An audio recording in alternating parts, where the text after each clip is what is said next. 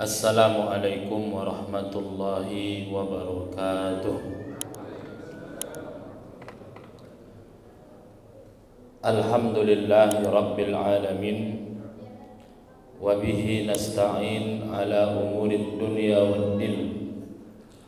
Ashhadu an la ilaha illallah wahdahu la syarika lah. Wa ashhadu anna muhammadan abduhu wa rasuluh la nabiyya ba'dah.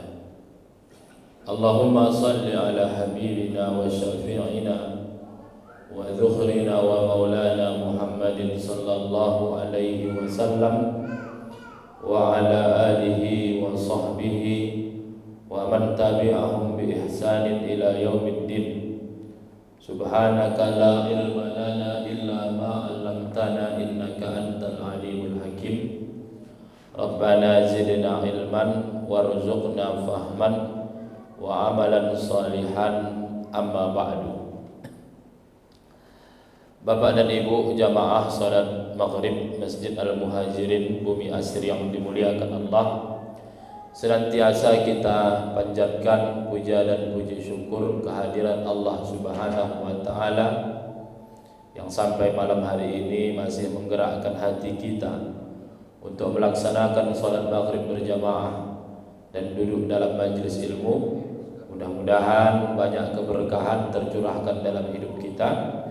Begitu juga dengan keluarga-keluarga kita dan kerabat-kerabat kita, dan istiqamah dalam beribadah kepada Allah sampai akhir hidup kita nanti benar-benar menjadi hamba Allah yang husnul khatimah. Salawat dan salam kita sampaikan kepada Rasulullah sallallahu alaihi wasallam. Allahumma salli wa sallim alaihi. Mudah-mudahan dengan kita banyak bersolawat kita mendapatkan syafaat dari beliau. Amin ya rabbal alamin. Bapak dan Ibu yang dimuliakan Allah Subhanahu wa taala, nampaknya memang kajian kita terkait dengan Nabi Yusuf ini panjang. Dari sebelum hari raya sampai habis hari raya masih kisah Nabi Yusuf alaihissalam. Jadi malam hari ini kita selesaikan sajalah ini. Kita selesaikan dan kita bisa lanjut nanti ke kisah Nabi yang selanjutnya, yaitu Nabi Ayub alaihissalam. Bapak dan Ibu yang dimuliakan Allah, sedikit mengulang kajian yang telah lalu. Kita sudah baca dari Al-Quran dan penjelasan dari para ulama. Akhirnya Nabi Yusuf alaihissalam itu terbebas dari penjara, dan terbuktilah bahkan istri Al-Aziz, istri dari sang menteri, mengakui kesalahannya, dan terbongkarlah banyak keburukan-keburukan. Dan akhirnya sang wazir pun dipecat oleh raja, dan Nabi Yusuf alaihissalam itu diangkat menjadi wazir. Diangkatlah Nabi Yusuf sebagai menterinya, menggantikan Al-Aziz. Adapun terkait dengan pernikahan Nabi Yusuf dengan Siti Julaiha, itu masuk dalam kisah-kisah Israiliyat. Nah, akhirnya Nabi Yusuf alaihissalam itu menjadi menteri di negeri itu. Yaitu kemarin kita sampaikan bahwa Nabi Yusuf alaihissalam itu mentakwilkan mimpi sang raja. Sapi gemuk dimakan sapi yang kurus. Jadi ternyata itu Bapak dan Ibu terbukti masyarakat mengalami masa itu, tapi sudah dipersiapkan. 7 hari masa menanam, kemudian 7 tahun, kemudian 7 tahun masa paceklik itu, dan itu dirasakan oleh orang-orang yang berada di negeri Mesir dan orang-orang yang berada di luar negeri Mesir. Sampai akhirnya itu orang-orang yang di luar negeri Mesir meminta pertolongan kepada orang-orang yang di negeri Mesir. Kenapa? Simpanannya udah banyak. Karena udah dipersiapkan 7 tahun. Nah, dan kemurahan Nabi Yusuf alaihissalam ini, orang-orang boleh menukarkan makanan pokok, boleh menukarkan benda yang dimilikinya dengan mengambil makanan pokok. Jadi itu kebijakan Nabi Yusuf. Karena yang makanan pokok yang disimpan selama ini itu artinya yang tahan lah Pak. Kebutuhan masyarakat itu masyarakat boleh memiliki itu dengan menukarkan harta mereka. Ada yang bawa emas dapat sekian, ada yang bawa ini dapat sekian. Inilah yang membuat saudara-saudara Nabi Yusuf alaihissalam itu datang ke negeri Mesir.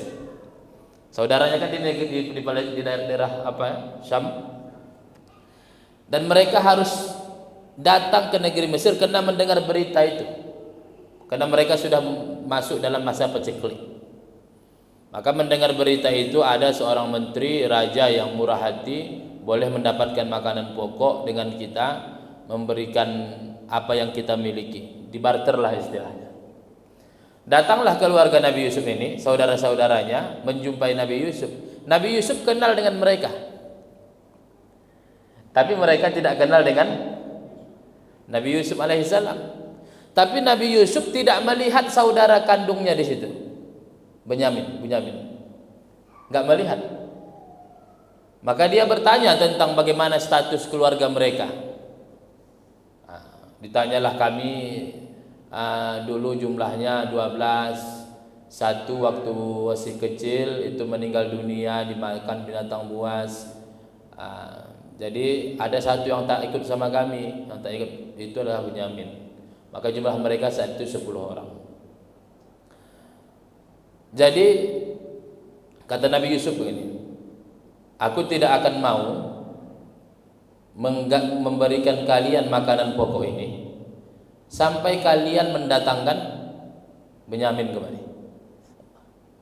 Ini bakalan sulit Bapak dan Ibu, karena dulu mereka sudah pernah membuat orang tuanya Nabi Yakub itu kecewa ketika minta izin membawa Nabi Yusuf. Tangis Nabi Yakub itu karena sedihnya kehilangan Nabi Yusuf ini sampai membutakannya Bapak dan Ibu. Jadi saat itu Nabi Yakub itu buta. Dan mereka bingung ini, gimana caranya supaya Bunyamin ini bisa ikut ke situ. Maka mereka baliklah lagi ke negeri mereka dan menyampaikan mereka harus bawa, untuk dapatkan makanan itu mereka harus bawa. Tapi ayahnya enggak percaya lagi sama mereka. Akhirnya dibuatlah perjanjian dan lain sebagainya. Barulah kemudian Bunyamin itu dibawalah ke hadapan Nabi Yusuf alaihissalam. Dan ketika makanan itu sudah dibarter begitu, Nabi Yusuf memasukkan ada piala emas, cangkir emas punya kerajaan di dalam kantong adiknya itu, Bunyamin itu. Sehingga akhirnya mereka ini tertuduh mencuri. Mereka dituduh mencuri. Dan mereka pulang, dan mereka takut ini.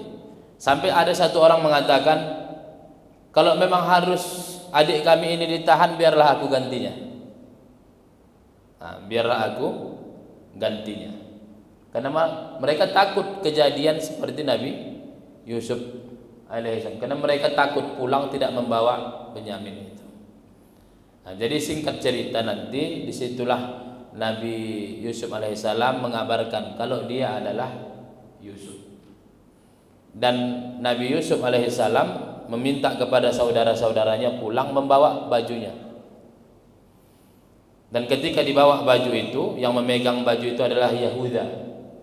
Itulah nanti keturunan dari Yahudi, Yahuda.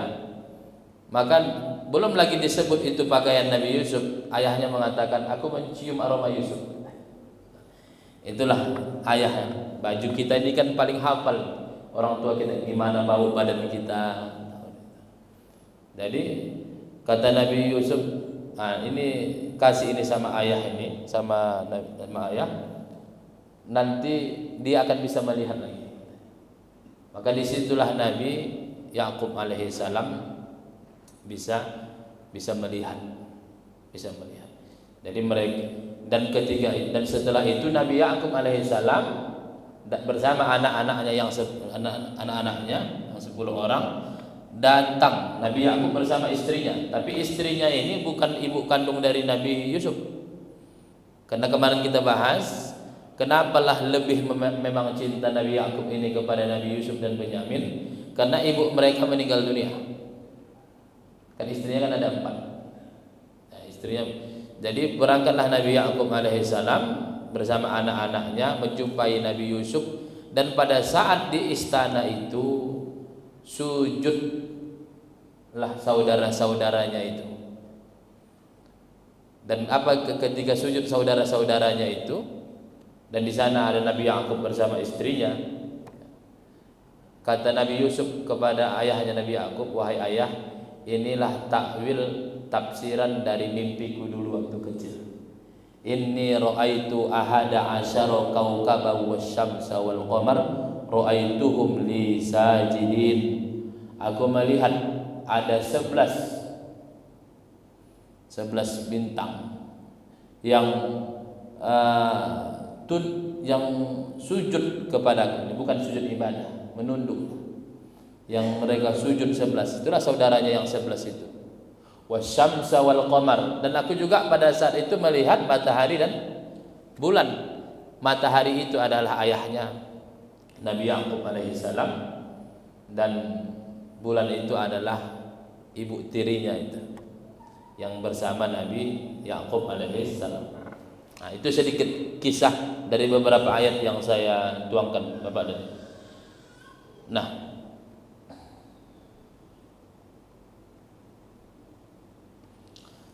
lalu kemudian kisah selanjutnya ini kita tidak ketahui Bapak dan Ibu. Kalau bukalah surah Yusuf itu. Tapi setelah kejadian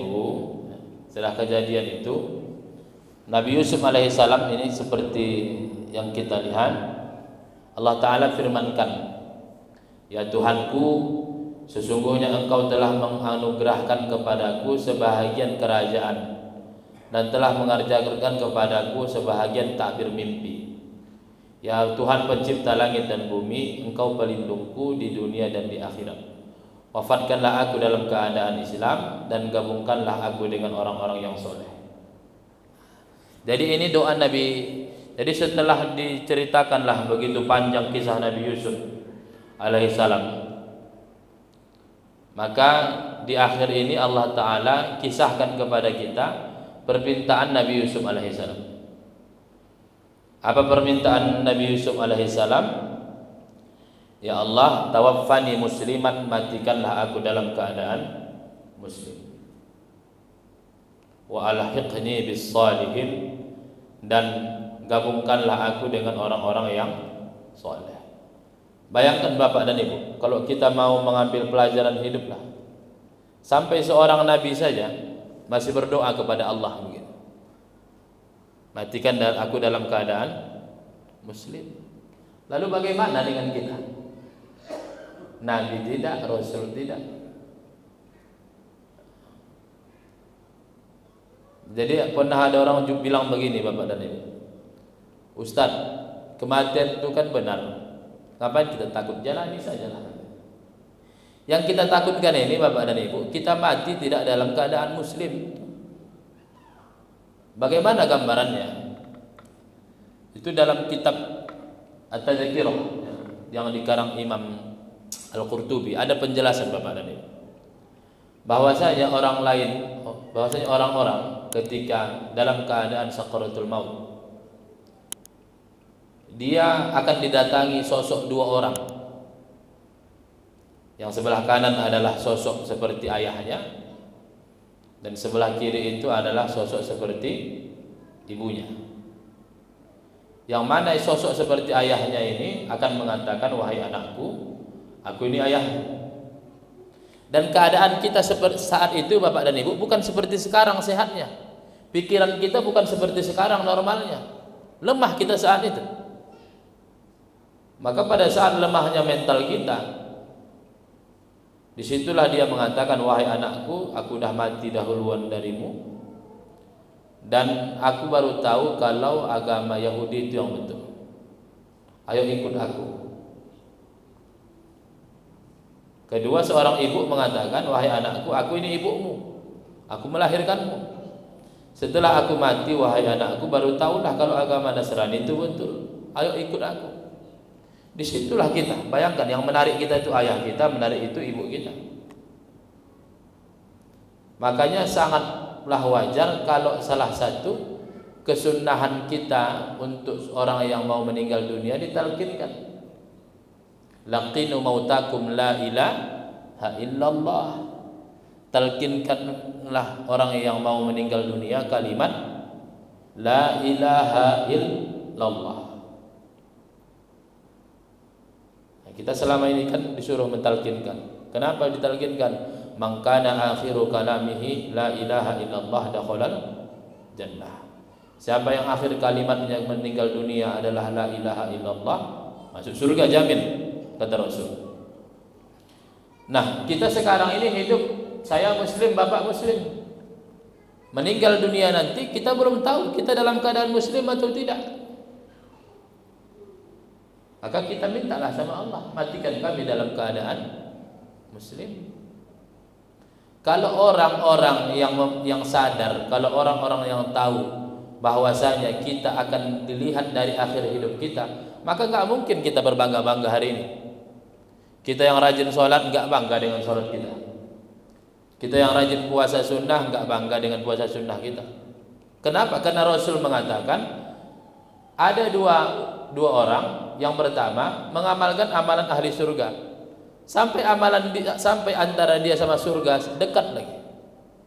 Tapi di akhir hidupnya melakukan amalan ahli neraka. Akhirnya dia masuk neraka, kata Rasul. Ada orang-orang yang mengamalkan amalan ahli neraka, lalu kemudian dia di akhir hidupnya dia mengamalkan amalan ahli surga, dia masuk surga. Maka selalu kita meminta sama Allah, ya Allah, dawamkanlah taufik ini. Taufik adalah kemampuan yang diciptakan Allah dalam diri kita untuk kita bisa berbuat taat kepada Allah. Maka kita minta dawamkan, minta ya Allah, semoga taufik ini terus ada dalam diri kami istiqomah dalam beribadah. Siapa yang yakin bahwa, siapa yang mengetahui bahwa ibadah kita mampu beribadah adalah karena taufik Allah, enggak mungkin dia sombong dengan ibadahnya. Ada orang yang tahajud setiap malam, enggak akan sombong dia dengan tahajudnya, karena dia tahu dia bisa bertahajud itu karena ada taufik dari Allah.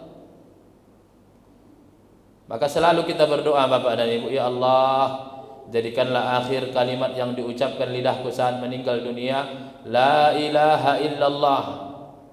Maka Rasul ajarkan, aksiru min qawli la ilaha illallah. Perbanyak kalianlah mengucapkan la ilaha illallah.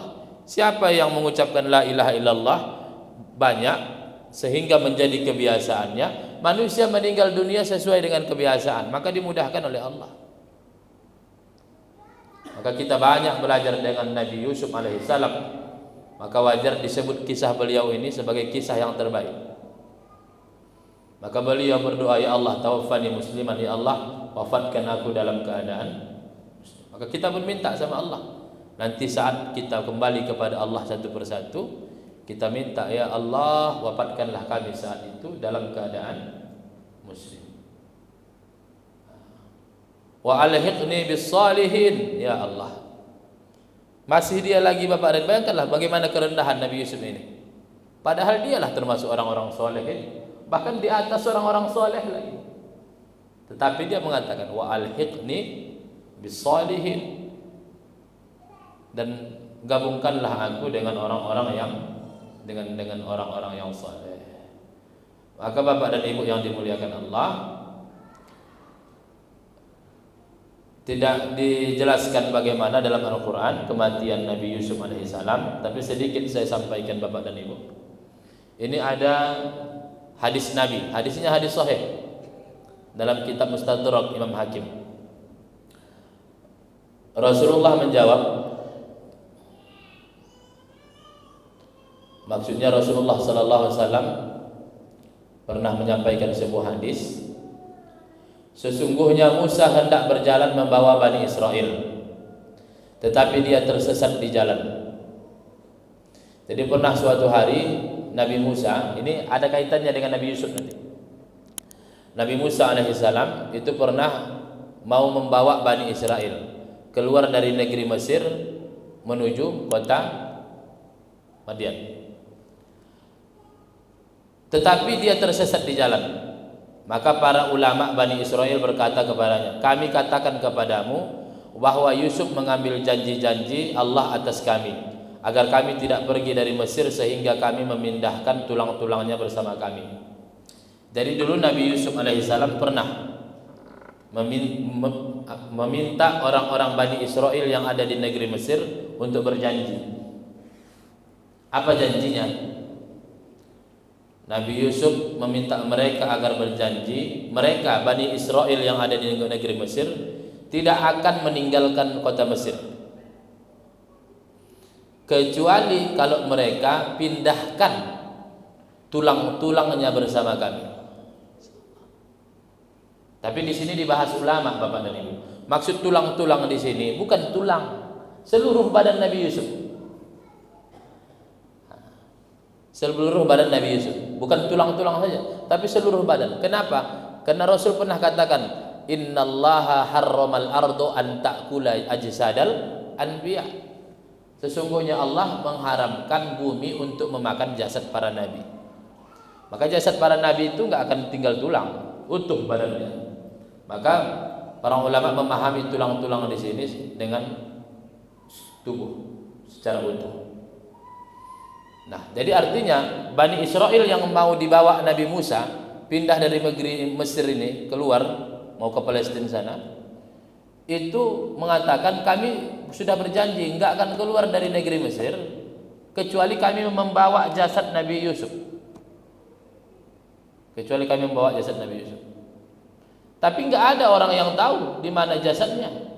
Maka Nabi Musa bertanya, siapa di antara kalian yang mengetahui kubur Nabi Yusuf? Mereka menjawab, yang tahu di mana kuburan Nabi Yusuf hanyalah seorang wanita tua Bani Israel. Jadi mereka nanti meninggalkan negeri Mesir itu yang membawa jasad Nabi Yusuf alaihissalam. Siapa yang tahu di mana jasad Nabi Yusuf? Ada seorang wanita tua dari Bani Israel. Maka Nabi Musa memintanya agar dihadirkan. Nah, mana perempuan yang tua itu? Nabi Musa berkata kepadanya, tunjukkan kepadaku di mana kuburan Nabi Yusuf. Wanita itu menjawab, aku tidak mau hingga aku menemanimu di surga. Kata perempuan itu, aku enggak mau ngasih tahu di mana kuburan Nabi Yusuf sampai engkau meminta kepada Allah agar aku ini bisa menjadi temanmu nanti di surga. Artinya dia pengen masuk surga dan bahkan bersama Nabi Musa. Jadi Rasulullah Nabi Musa, maksudnya Nabi Musa tidak menyukai permintaannya, maka dikatakan kepadanya, kabulkan permintaannya. Ya Allah taqabbal. Ya Allah kabulkanlah permintaannya. Didoakan Nabi Musa juga. Musa pun memberikan apa yang diminta, lalu wanita itu mendatangi sebuah danau. Maka kemudian ditunjukkan wanita tua itulah danau. Dan menurut ulama kita, danau ini maksudnya adalah Sungai Nil. Nah, danau adalah Sungai Nil. Kuraslah airnya ketika air telah surut. Jadi ketika surut airnya, kuraslah airnya. Wanita itu berkata, galilah di sini, galilah di sini. Ternyata Nabi Yusuf itu dimakamkan di Sungai Nil, Bapak dan Ibu. Maka karena ditunjukkan di situ adalah kuburan Nabi Yusuf, begitu mereka menggali, mereka menemukan tulang-tulang Nabi Yusuf. Begitu ia diangkat dari tanah, jalanan langsung terlihat nyata seperti cahaya pada siang hari. Berarti kan mereka menggalinya ini di malam hari, udah gelap. Ditemukanlah, maka teranglah seperti siang hari, begitulah. Maka kenapa bisa kuburan Nabi Yusuf itu di situ, di Sungai Nil? Karena pada saat Nabi Yusuf meninggal dunia, orang semua meminta Nabi Yusuf dikuburkan di apanya? Di daerahnya. Itulah saking orang cintanya dengan Nabi Yusuf, pemimpin yang adil ini, yang dicintai rakyat. Salah satu contoh pemimpin yang dicintai rakyat itulah Nabi Yusuf. Ketika Nabi Yusuf meninggal dunia, semua orang meminta untuk Nabi Yusuf dikuburkan di tempat mereka. Dan akhirnya diputuskan Nabi Yusuf saat itu dikuburkan di Sungai Nil, dan cara penguburannya dibuat peti.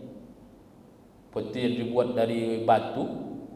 Disitulah Nabi Yusuf diletakkan di Sungai Nil itu. Dan berita ini turun dari satu generasi ke generasi sampai di zaman Nabi Musa. Berita itu tidak dikabarkan Allah kepada Nabi Musa langsung, tetapi Nabi Musa menerima berita itu dari seorang nenek itu, yang itu dari turun menurun berita itu sampai kepada nenek itulah yang tahu di mana dimakamkan Nabi Yusuf alaihissalam. Maka Bapak dan Ibu yang dimuliakan Allah Subhanahu wa taala, kalaulah kita ingin mengambil terakhir ini dari perjalanan Nabi Yusuf alaihissalam, begitu panjang perjalanannya, maka kita berdoalah kepada Allah, mudah-mudahan kita nanti pada saat meninggal dunia itu dalam keadaan Islam, dan mudah-mudahan kita digabungkan Allah nanti di surga bersama dengan orang-orang soleh. Banyaklah Pak ya, jalan kita bergabung dengan orang soleh itu banyak.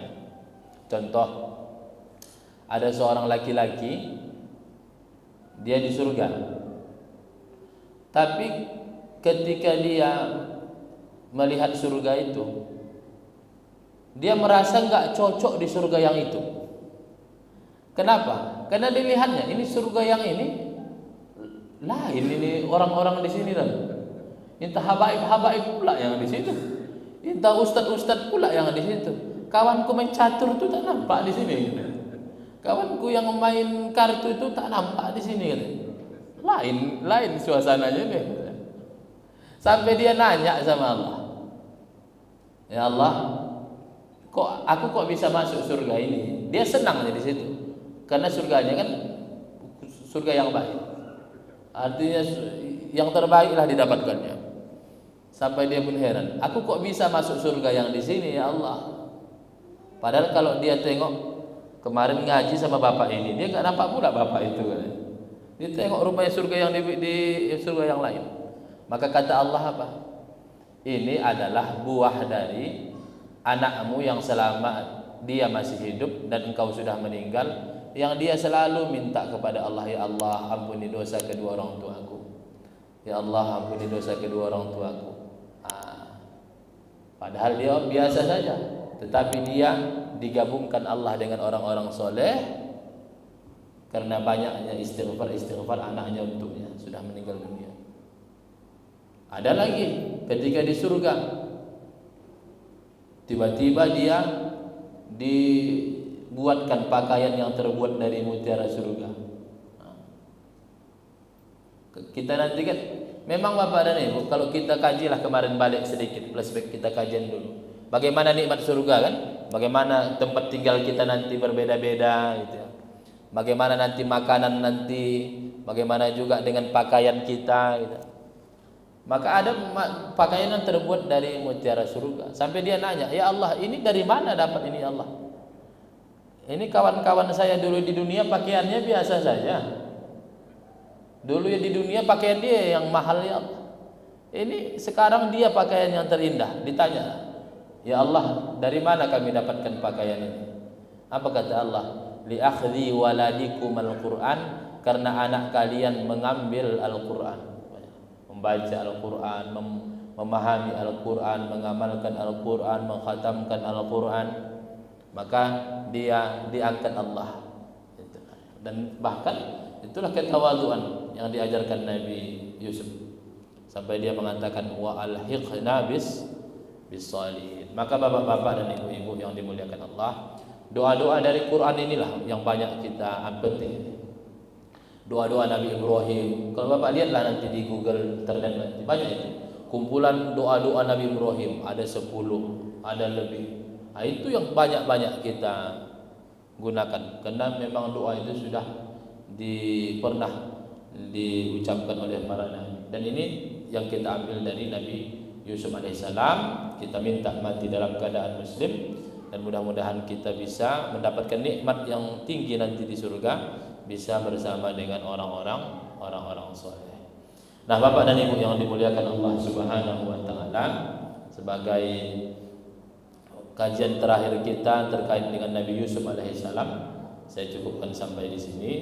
Insyaallah di 2 minggu akan datang kita akan mengkaji tentang Nabi Ayub alaihissalam. Kalau Nabi Ayub ini pasti yang paling teringat kita kisah dia diuji Allah, diuji Allah dengan penyakitnya. Nanti kita akan melihatlah bagaimana kisah itu dalam pandangan ulama kita yang kita rujuk dari kitab-kitab. Allahu a'lam. Ini yang dapat saya sampaikan malam hari ini. Seperti biasa, waktu yang disediakan ada mungkin bapak-bapak, ibu-ibu yang mau menambahkan atau mau bertanya terkait dengan materi ini atau yang lain, kami persilahkan.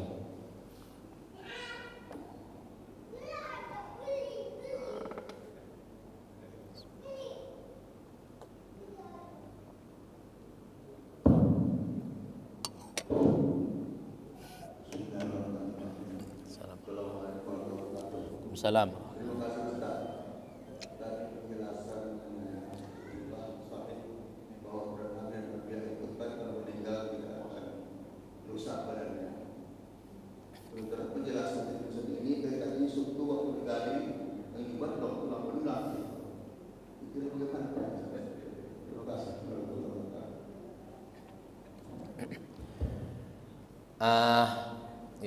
Dalam bahasa Arab itu, dalam bahasa Arab ada dia namanya itlaqul ba'di urida bihil kul.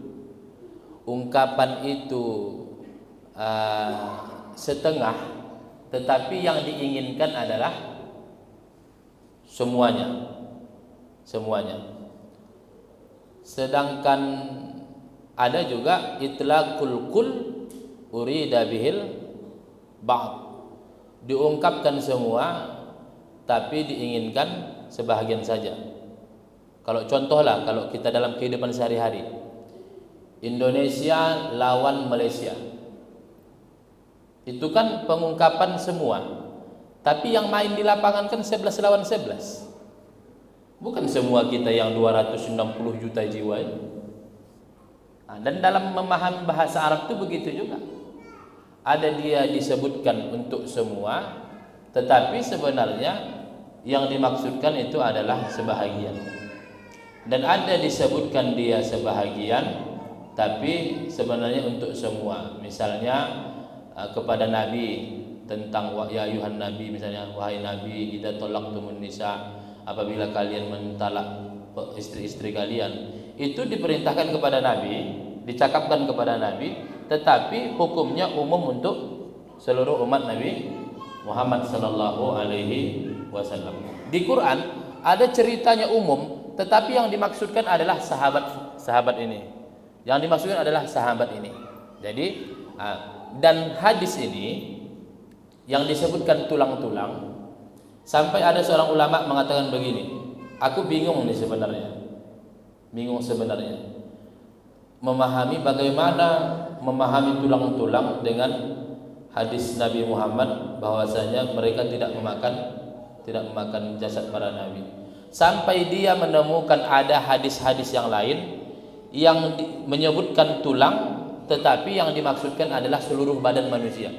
Maka dia pun disitulah menggabungkan, berarti dalam hadis tadi yang dimaksud tulang-tulang itu adalah seluruh jasad para nabi. Nah, kemudian yang kedua, kenapa Nabi Yusuf alaihissalam itu mengatakan tulang-tulang, bahasa jangan kalian meninggalkan negeri Mesir sampai kalian membawa tulang. Karena manusia lumrahnya dia meninggal dunia, maka yang tinggal akan tulangnya. Nah, dan Nabi Yusuf alaihissalam bisa jadi pada saat itu dia tidak tahu itu. Kalau Nabi Muhammad kan diinformasikan Allah, Innallaha harramal ardo an ta'kula ajsadal anbiya. Sesungguhnya Allah mengharamkan bumi untuk memakan jasad para nabi. Itu kan dari Nabi Muhammad kita. Apakah itu diberitakan Allah kepada para nabi? Kan belum tentu.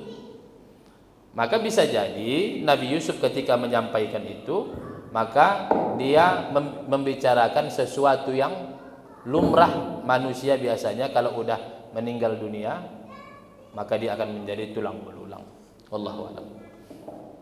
Assalamualaikum warahmatullahi wabarakatuh. Terima kasih Ustaz terkait doa Nabi Yusuf. Tadi musliman Bisalihin. berkaitan dengan janji bahwa muslim yang pada akhir hidupnya mengucapkan dua kalimat syahadat la ilaha illallah wa Muhammadur Rasulullah masuk surga dakhala jannah. Dan juga hadis afdalul dzikri Fa'lam. fa'lam annahu la ilaha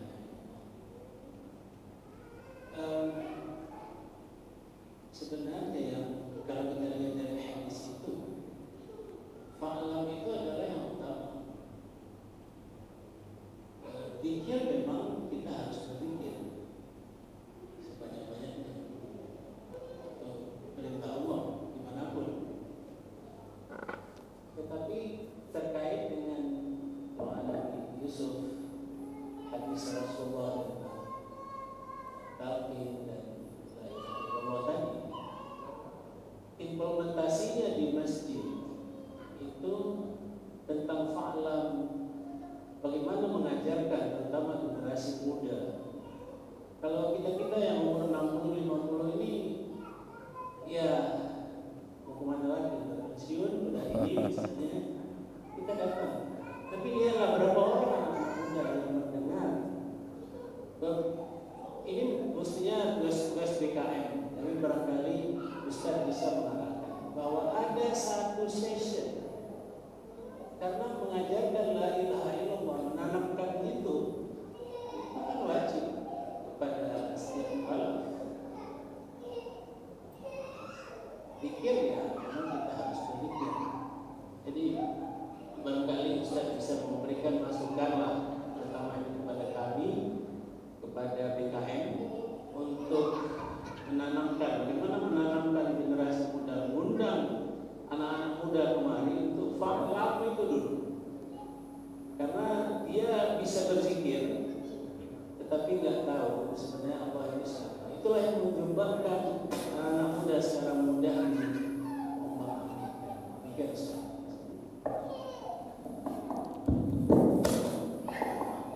Baik, bismillahirrahmanirrahim. Ini tidak pertanyaan, Pak. Enggak ada pertanyaannya, Pak. Enggak ada pertanyaan. Baik. Sedikit saja. Ini usulan yang sangat baik.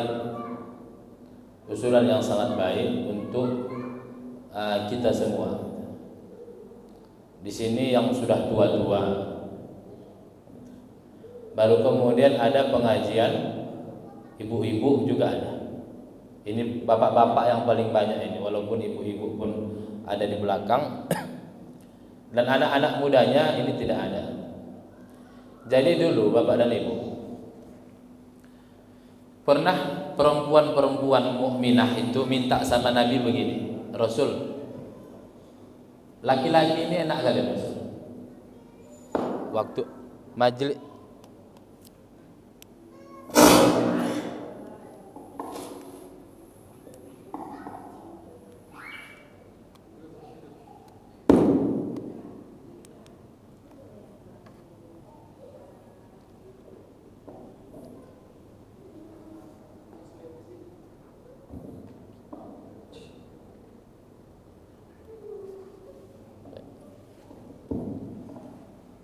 Rasul kata mukminah, buatkanlah waktu untuk kami khusus untuk belajar agama.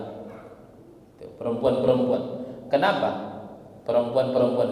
Karena kalau bersama laki-laki banyak. Jadi pertanyaan itu kadang kesempatan itu banyak diserahkan kepada laki-laki. Kayak kita buka 3 sesi, 2 laki-laki, 1 perempuan. Jadi dan perempuan ini malunya kan besar. Maka mereka mintalah kepada Rasulullah untuk dibuatkanlah majelis khusus. Dan anak-anak muda itu untuk duduk sama bapak-bapak pun begitu mungkin. Nah, ini duduk tua-tua semua. Maka memang perlulah untuk mendudukkan mereka dalam majelis-majelis, misalnya anak-anak muda yang jiwanya itu berbeda sama bapak-bapak semua. Maka mungkin kalau kita anak-anak muda mungkin buat pengajian di masjid sini, orang itu kurang tertarik mungkin. Tapi mungkin buatlah misalnya di luar, misalnya sambil di sebuah langit, misalnya sambil jalan-jalan sambil ini, nanti ada sesi untuk namanya penguatan iman. Maka karena anak-anak muda ini memang udahlah kita bapak-bapak pun dulu pernah mengalami masa muda mungkin, masa muda.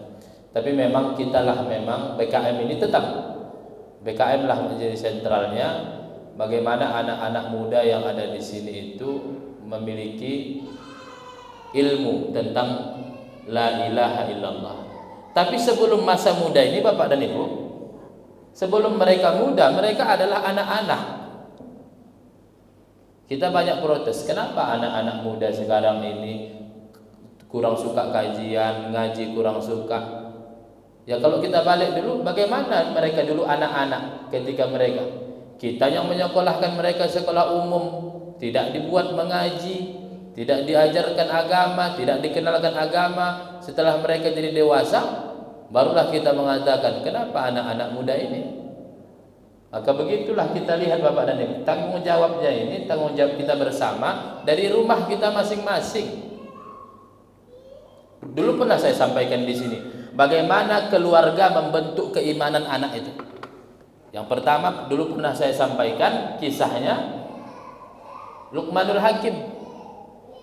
Luqmanul Hakim di rumah bersama anaknya. Apa kata Luqmanul Hakim sama anaknya? Ya bunayya la tusyrik billah inna syirka la zulmun azim. Wahai anakku, sesungguhnya jangan syirikkan Allah. Sesungguhnya kesyirikan itu kezaliman yang besar. Nabi Yakub mau meninggal dunia, dikumpulkannya anaknya. Apa yang ditanyanya? Ma ta'buduna min ba'di? Apa yang kalian sembah setelah aku? Maka Bapak dan Ibu, penanaman iman ini dimulai dari rumah kita masing-masing. Gimana caranya Ustaz? Kami enggak ahli agama Ustaz.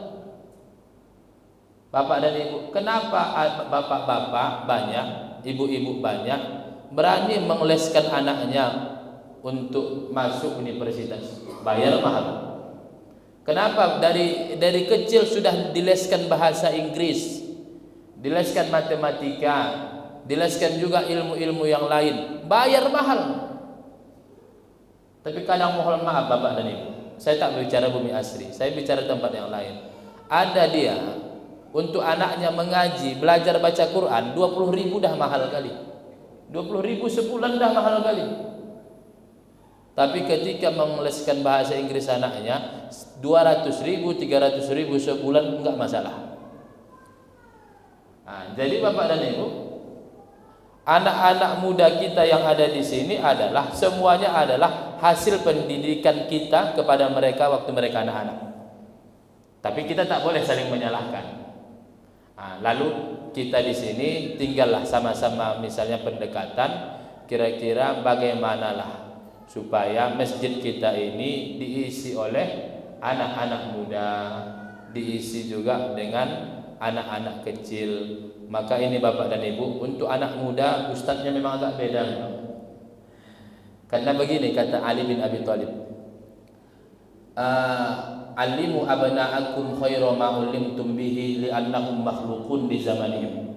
Ajarkanlah anak-anak kalian dengan cara yang lebih baik daripada cara kalian dulu, karena mereka diciptakan dengan karena mereka diciptakan sesuai dengan zaman mereka. Saya mungkin bapak dan ibu menyampaikan ilmu ini kepada bapak-bapak, mungkin bapak-bapak nyambung. Tapi kalau saya sampaikanlah kisah-kisah begini kepada anak-anak muda, apa aja Ustaz ini? Maka disitulah anak-anak muda ini bahkan semangat hijrahnya kan kuat. Nah, bagaimana semangat hijrah anak-anak ini? Mereka dibekali dengan ilmu yang memadai dan diorganisirlah. Cuma kadang kalau yang mengorganisir anak-anak muda ini, bapak-bapak yang udah 70 tahun, 80 tahun, mau marah aja bawaannya. Maka kita ambillah hamzatul wasli, penengah. Siapalah kira-kira yang mengurus mereka, yang dia sudah agak tua tapi sedikit agak gaul lah sama anak-anak. Tetapi kalau bisa, benar jangan sampai bapak tadi, ini kalau bisa menjadi PR kita bersama, bagaimana mereka itu memang benar-benar fa'lam annahu la ilaha illallah. Solat bisa solat, tetapi kualitas solatnya akan tergantung dengan iman yang ada di dalam hatinya. Wallahu a'lam. Terima kasih masukannya, mudah-mudahan dapat kita amalkan. Astaghfirullahalazim. Astaghfirullahalazim. Astaghfirullahalazim. Alladzi la ilaha illa huwal hayyul qayyum wa atubu ilaih. Alhamdulillahi rabbil alamin. Wassalatu wassalamu ala asyrafil anbiya'i wal mursalin wa ala alihi wa sahbihi ajma'in. Allahumma aslih dhata bainina wa alif baina qulubina wahdina subulas salam. Allahumma ati anfusana taqwaha wa zakkiha anta khairum man zakkaha anta waliyuha wa mursaha. Rabbana atina fid dunya hasanah wa fil akhirati hasanah wa qina adzaban nar. Wa sallallahu ala sayyidina Muhammadin wa ala alihi wa sahbihi ajma'in. Walhamdulillahi rabbil alamin. Taqabbalallahu minkum minna wa minkum taqabbal ya karim. Wassalamualaikum warahmatullahi wabarakatuh.